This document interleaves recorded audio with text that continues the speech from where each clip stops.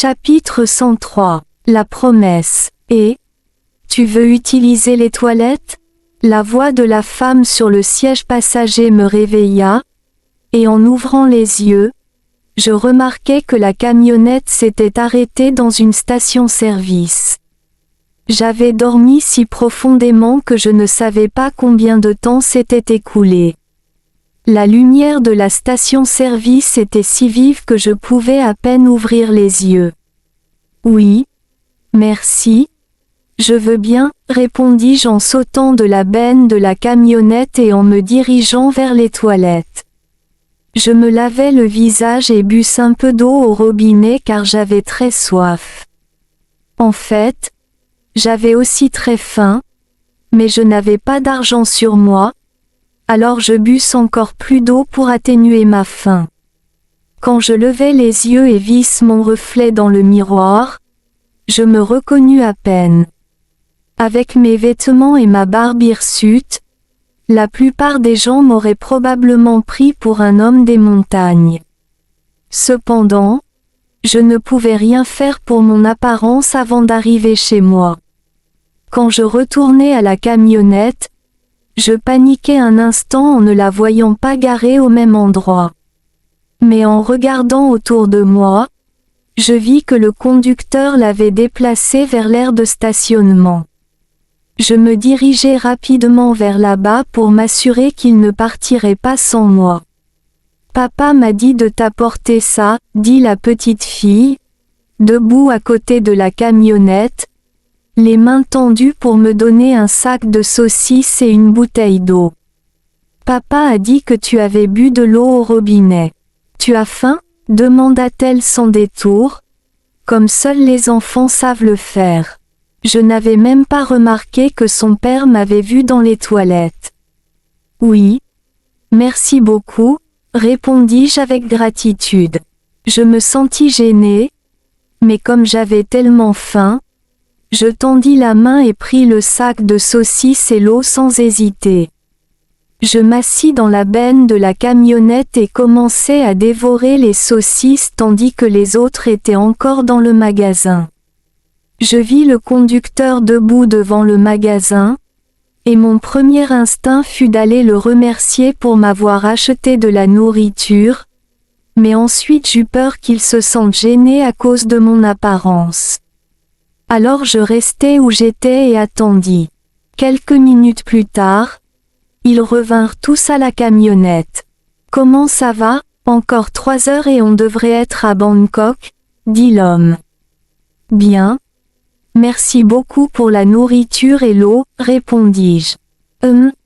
D'après ta façon de parler, tu ne sembles pas être un homme des montagnes.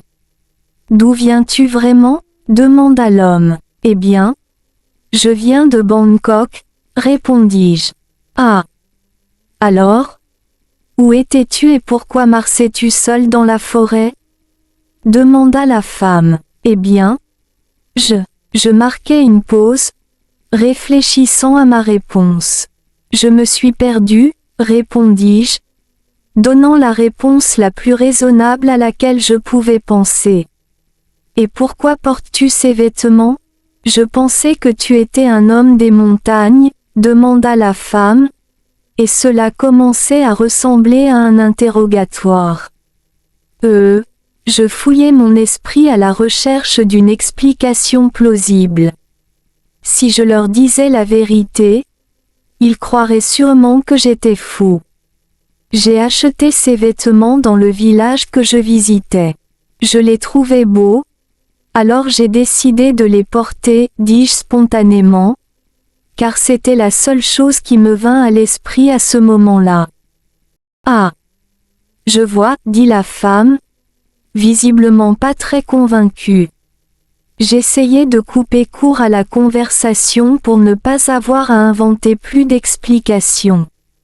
Mais pourquoi tu commença à demander la femme, mais heureusement, elle fut interrompue par l'homme qui dit avec impatience, « Maintenant, arrêtons de bavarder, on a encore beaucoup de route à faire, et si on ne part pas maintenant, on arrivera très tard à notre destination. Guillemets double. Oui. Tu as raison, acquiesçai-je rapidement.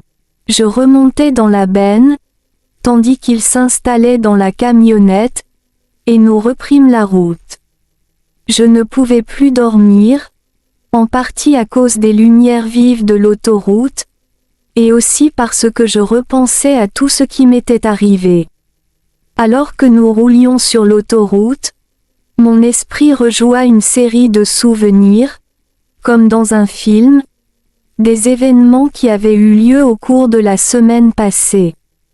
Avant ce trajet, je m'étais senti à l'aise avec tout ce que j'avais vécu, mais maintenant, je me sentais soudain triste et quelque peu déprimé.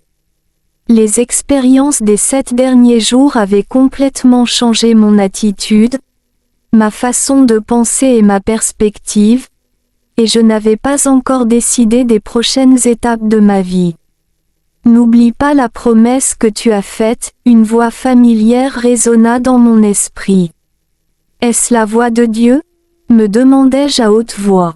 Oui, répondit la voix dans ma tête.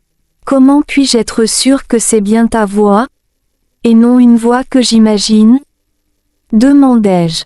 Si tu es certain que la voix que tu entends n'est pas le résultat de tes émotions, alors tu peux être sûr que c'est ma voix, répondit-elle. Je n'oublierai certainement pas la promesse que j'ai faite, insistai-je, soulignant l'importance de tenir ma parole. Quiconque m'aurait vu à cet instant aurait pensé que j'étais fou, parlant tout seul. En fait, j'ai une question. Tu m'as demandé de répandre la vérité à tout le monde, mais tu pourrais en fait le faire toi-même, puisque tu peux communiquer télépathiquement avec tout le monde. Pourquoi as-tu besoin de moi pour cela? Demandai-je. Je communique toujours avec tout le monde, mais personne ne peut m'entendre sauf toi. Je ne peux pas parler à ceux qui ne m'écoutent pas, répondit la voix. Tu crois qu'ils me croiront?